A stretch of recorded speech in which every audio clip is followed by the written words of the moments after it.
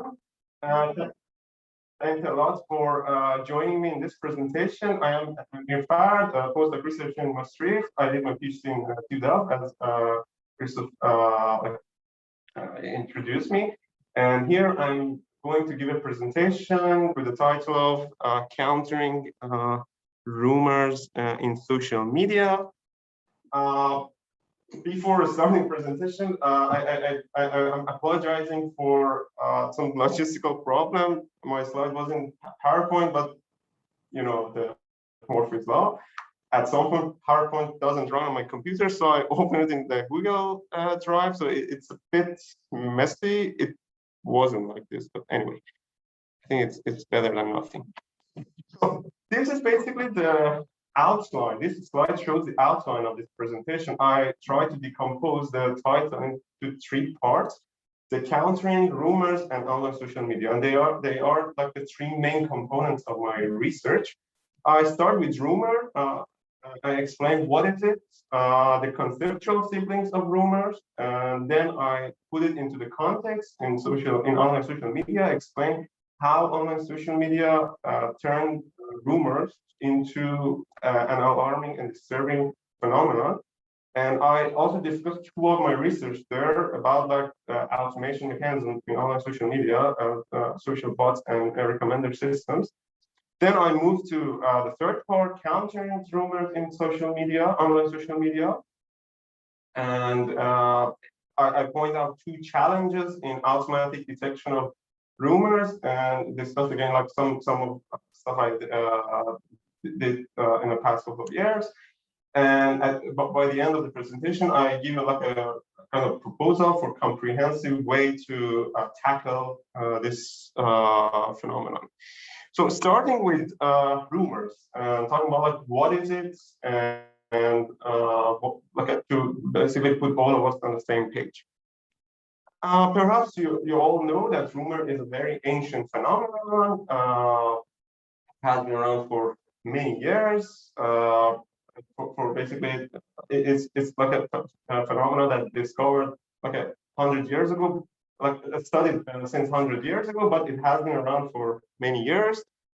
There are many different definitions for rumor, but they like basically all these definitions are agree on five characteristics. First of all, rumor is a collective phenomenon.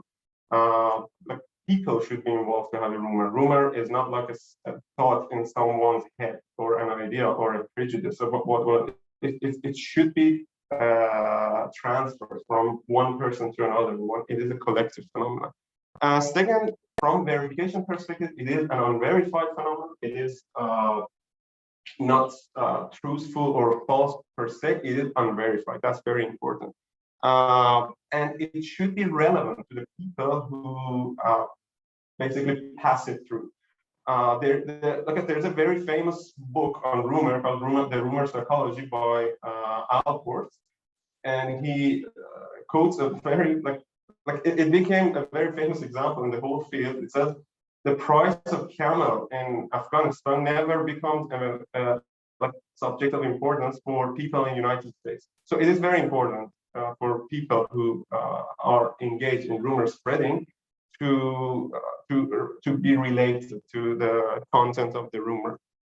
And the fourth characteristic of rumor is a functional rumor, which is collective sense making. People spread rumor, people engage in rumor spreading to make sense of a situation. What kind of situation? It is the fifth characteristic of rumor, ambiguous, dangerous, and threatening situation.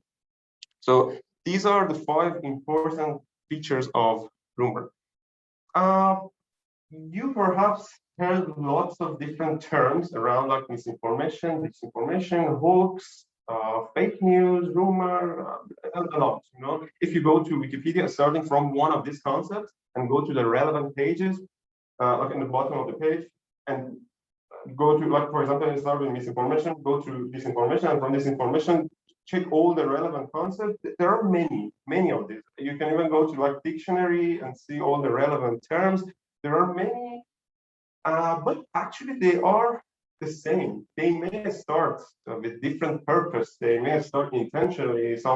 Maybe someone planted in some community for some malicious purpose to damage someone's reputation, for example. But after a couple of rounds of transmission, after rumors pass through one person to another person to it circulates between 20%, that misinformation start behaving like a rumor.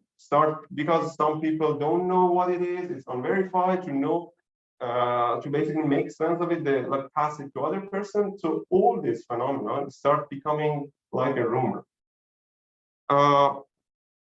So rumor here works like a kind of a parent's concept, and all the others at some point turns to this phenomenon. So this was the first. Now I'm gonna put the rumor into context and explain how social media turned this ancient phenomenon into such a problematic issue. I don't know, you saw this before, but this tweet belongs to 2011 by Associated Press. Actually, Associated Press was hacked by, I think, Syrian hackers for just financial gain. They put this false information there, which led to 200 points drop in the stock market index, which wiped out around $140 billion.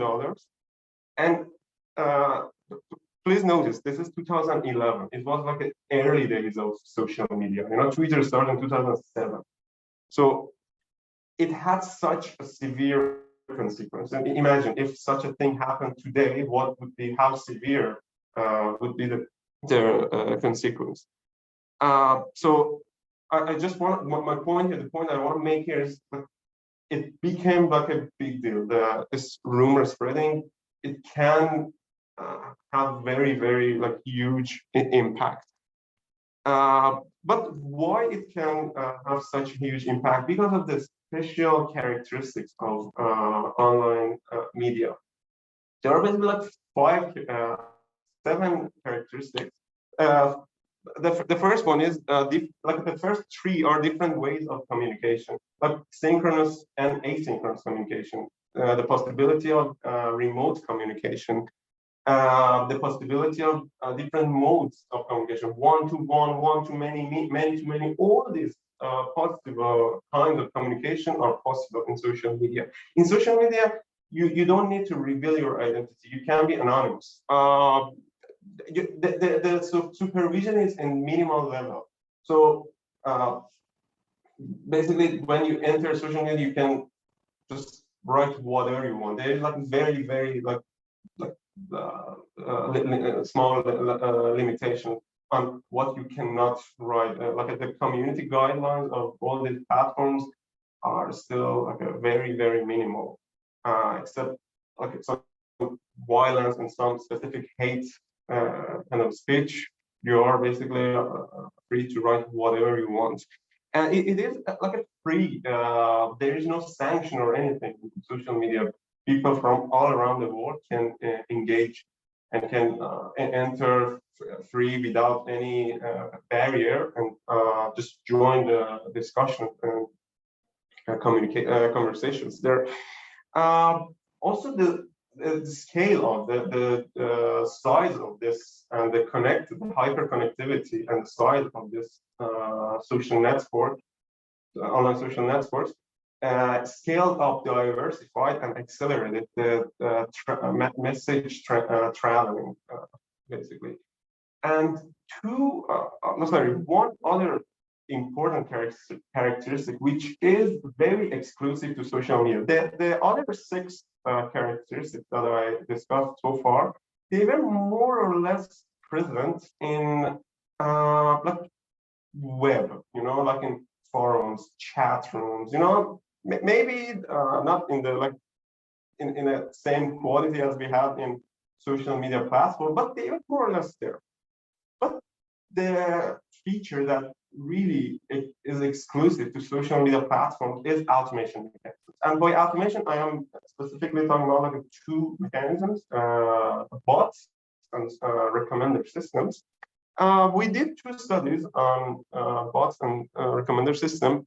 One other thing, perhaps I had to talk about this like earlier in this presentation. I try to keep this presentation for basically everyone. It is technical, but I don't go to detail. But when it is like talking about like a research, like a result of research, I'm going to just report. I don't enter to like very technical parts of like algorithm that we use.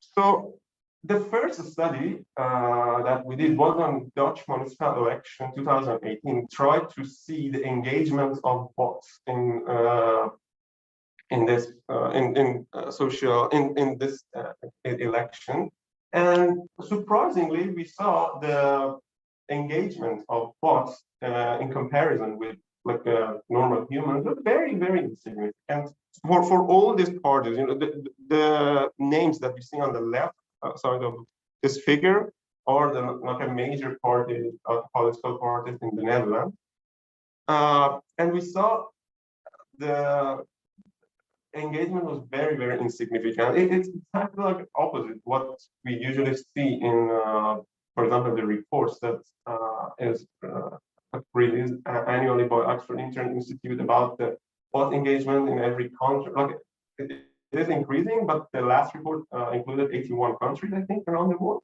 and they also like the contribution of bots in the conversation is pretty significant. But what we saw was very insignificant. But there is one thing specific about bots I should mention. We all use like some bot detection algorithm, bot detection classifier, and they are not very accurate. There is this like tool developed by University of Indiana, Botmeter. Like lots of studies on bot detection use that tool, and it is pretty good. They use like more than 1,000 features. But recently there was a publication in PLOS One. They said actually it is not that good, and it has lots of false positives. So we should be very careful when we are using the bot detection tool because it is like a cat and mouse game.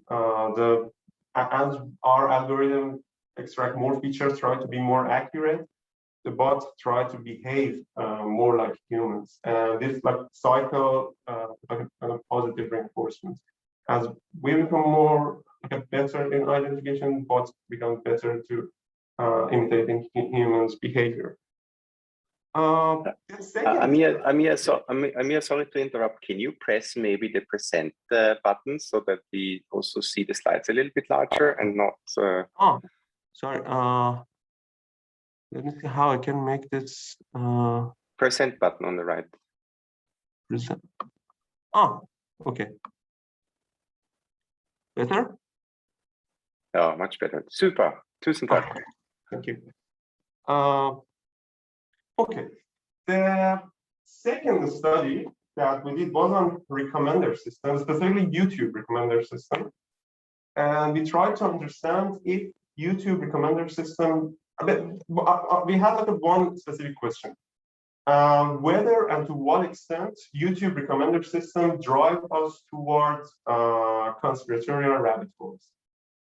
We saw some anecdotal report that like some people start watching some videos, and after they follow the YouTube recommendation, at some point they enter to basically the whole universe of conspiracies in YouTube. And we wanted to do like a systematic research on that.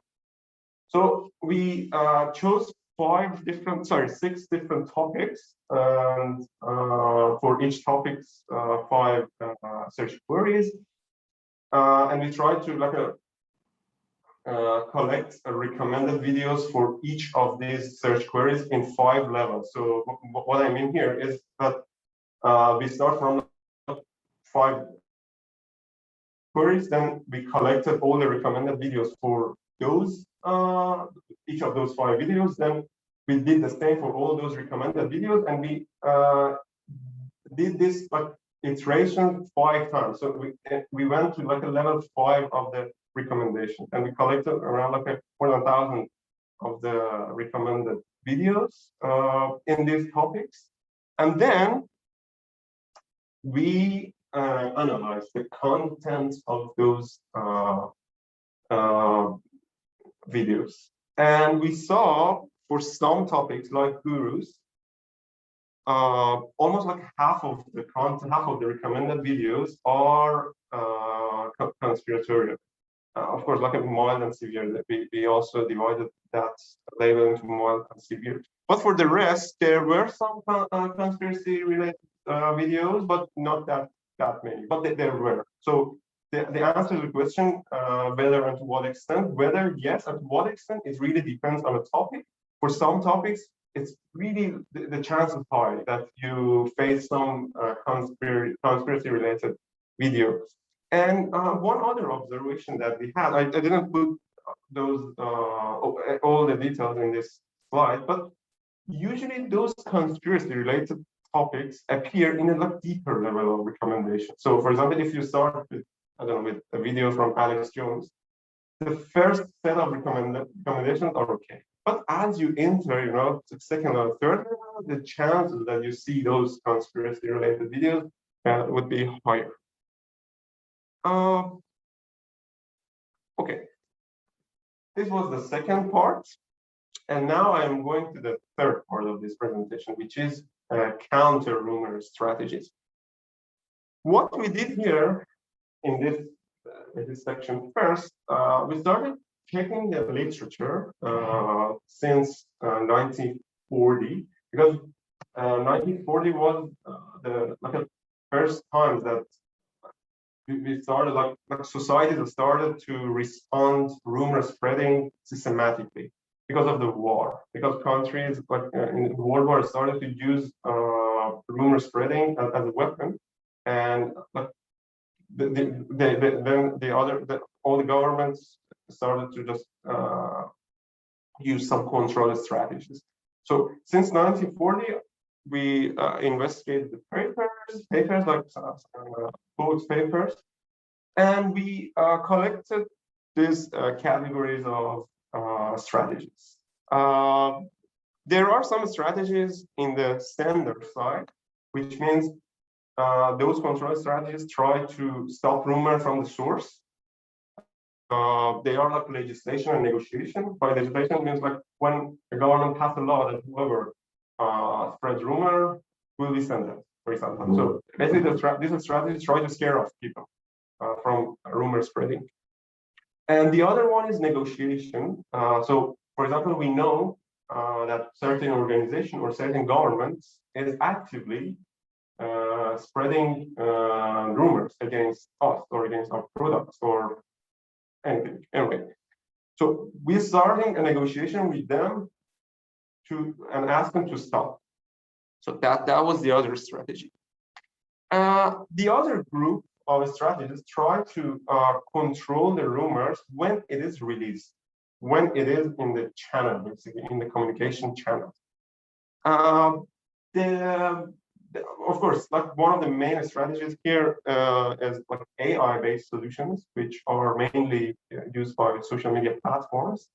And they basically like use two perspectives, one filtering and the other one downgrading. Filtering is like a kind of censorship to just taking down the message or account. And downgrading is to just reduce the visibility or distribution of message, spreading of the message. The second group of strategies here are like a collaboration between with experts, like collaboration between like social media platforms and scientists or journalists to basically empower the society to write more about, to do fact-checking, to debunk rumors.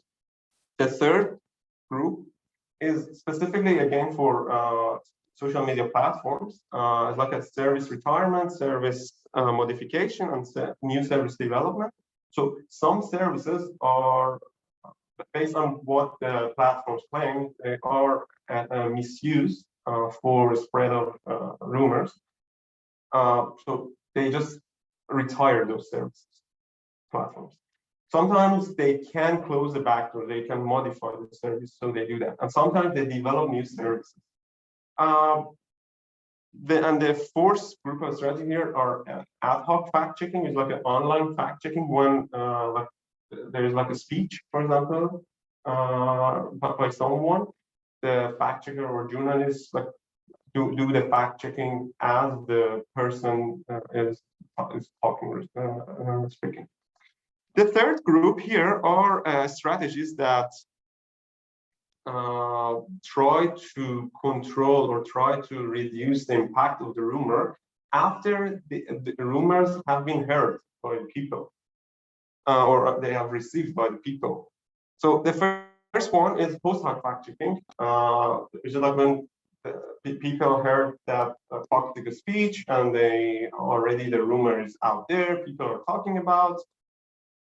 So some journalists start like writing about it, like or some fact-checking outlets start like debunking all the claims in that speech. There is something called rumor clinic. It's an idea, a very old idea, and it started like 1940 by the guy that I mentioned before, Al Ford. He was like a professor in University of Harvard, and he started this like kind of club, and like he tried to discuss the circulating rumors and tell people this is a rumor because of this and this. It's kind of like educating people about the current rumor, basically. The updated, but it has been vanished, like 7 years old. It disappeared 7 years ago. And the updated version of this is the idea of public inoculation developed by Sander van der Linden in University of Cambridge. And the idea is that we should, it's similar. They use the analogy of public inoculation because in public inoculation, it basically means like vaccination. Basically, vaccinate people against like some virus by giving them weakened doses of that virus. So the idea here is give the people somehow weakened doses of the rumors to create resilience in people's brain against the rumor. And they showed it is working, but in a very small scale, university scale. But it looks like a very like revolutionary idea for countering rumors. The fourth group are for like educating people, especially like children in school children. Control center was another idea. Like it disappeared around like 1970.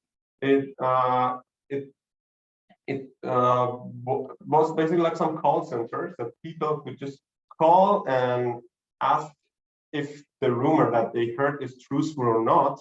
And those call centers have hotline to like fire department, to hospital, to police department, to some governmental offices, and they could quickly check and just come back to the person who called and basically debunk or give more context to that rumor.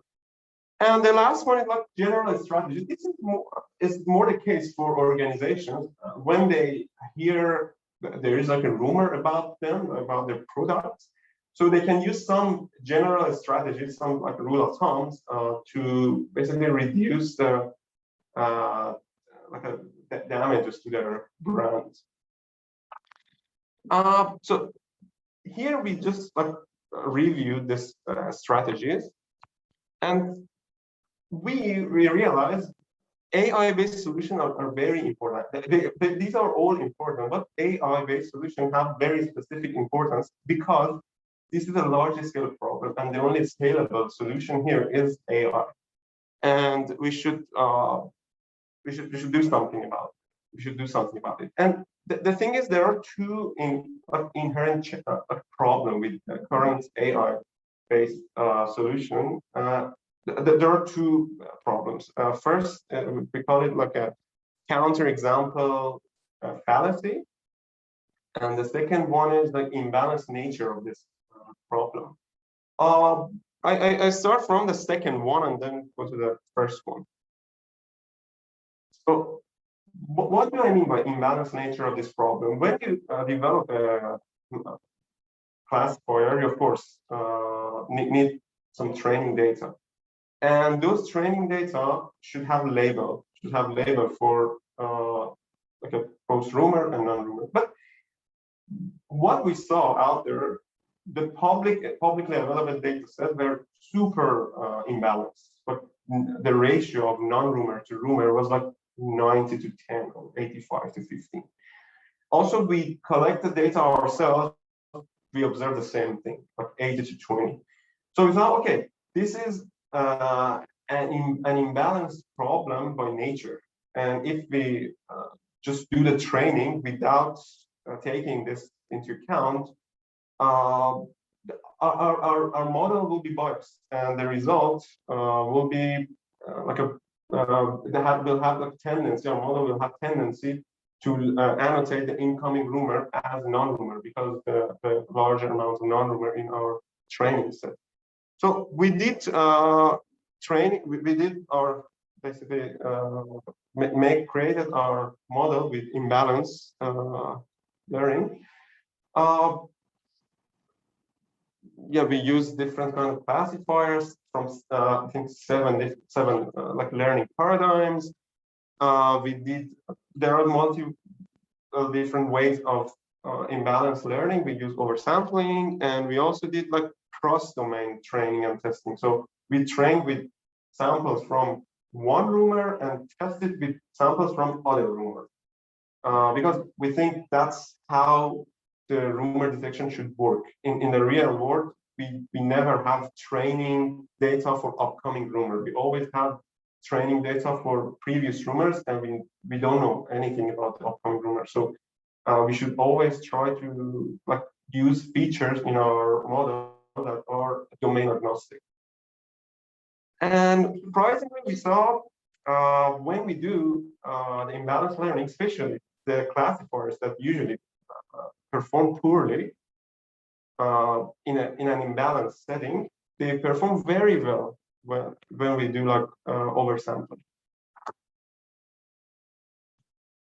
Okay, I showed you the first how we did this, how do we deal with second challenge and the first challenge. This is like a fallacy of what we call like non-rumor fallacy or problem with non-rumor. The problem here is what is non-rumor? You know, when we do the annotation, we always like annotate some pieces of data as rumor and some pieces of data as non-rumor. But for rumor, we know what it is. You know, there are like 100 years of research about rumor, lots of examples, lots of work on from journalists. So also when we do like crowdsource our data for annotation, we see, and we do like voting method, always like rumors get really high votes, but there are lots of conflict in non-rumor because there is no like clear definition about what is non-rumor. Some people, some studies sees rumor as facts. Some studies is whatever except rumor. And you know that also leads to the problem that we cannot compare this model. So if one model uses one definition and the other second model the other definition, how we can compare?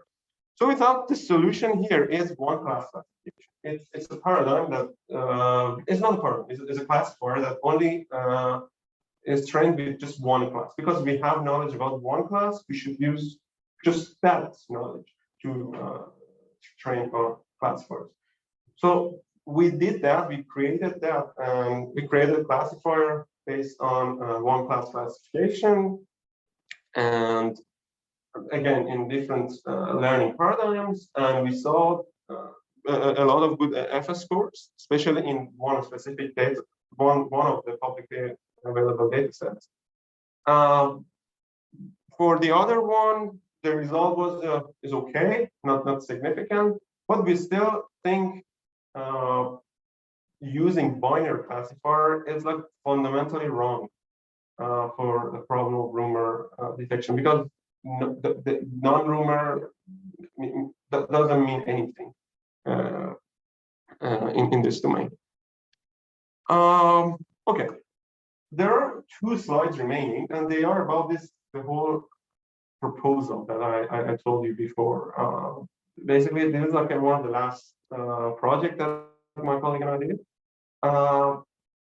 and we tried to look at the whole counter rumor strategy from like a more like holistic perspective. I showed you before the whole area of counter rumor strategies, but you see, although we had all those strategies, every now and then a new rumor pops up in social media, and when it has been progressed, I don't know, a lot, and lots of people heard of it, it made lots of progress. So it seems we are going to fail in controlling rumors. But why? We were thinking, we did a lot, you know, all these strategies, working on sender, channel, receiver, why they are not working. Then we realized that we have a very kind of whack-a-mole approach. Our counter rumor strategy are very ephemeral. So something pops up, we all start like working on solution, and when it disappears, we stop. So I thought we thought it should not be like that. There should be like some consistent way of countering rumors. Then in literature, we saw there are lots of papers on similarities between biological epidemics and intellectual epidemics. By epidemics, I mean like this spread and distribution of ideas, thoughts, memes, religion, you know, all these things. In literature, it is discussed that all these kind of information spread in the same way that the virus spreads. So, and we know from epidemiology literature that if we want to counter like an epidemic, we should do three things. The strategies that we should always do is education, screening and quarantine, and vaccination, which are all based on some principle. The principle behind education is the exposure minimization. The principle behind screening and quarantine is transmission reduction. And the idea behind vaccination is creating immunity. So we thought maybe we should actually do the same things, because biological epidemics and intellectual epidemics are very, very similar in terms of distribution, in terms of spreading. There are some differences, absolutely, but there are also lots of similarities between them.